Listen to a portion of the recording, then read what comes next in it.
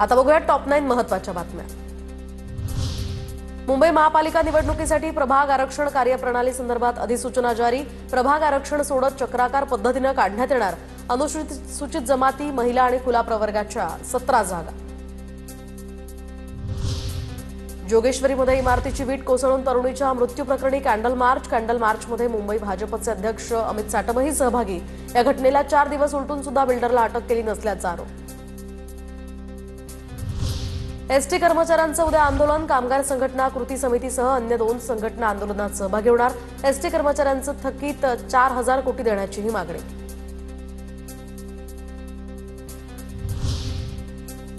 Mumbai one ॲपनं 1 लाख डाउनलोड्सचा टप्पा पार केलाय। एकाच ॲपमध्ये मोनोरेल, मेट्रोसह सार्वजनिक वाहतूक आणि उपनगरीय रेल्वेचं डिजिटल तिकीट काढण्याची सोय।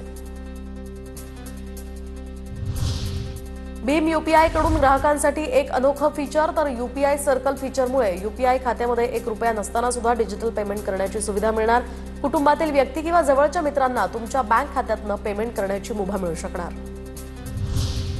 मध्य रेल्वे मार्गावर तिकीट दलालांचा सुळसुळाट, रेल्वेच्या महसुलावर याचा परिणाम।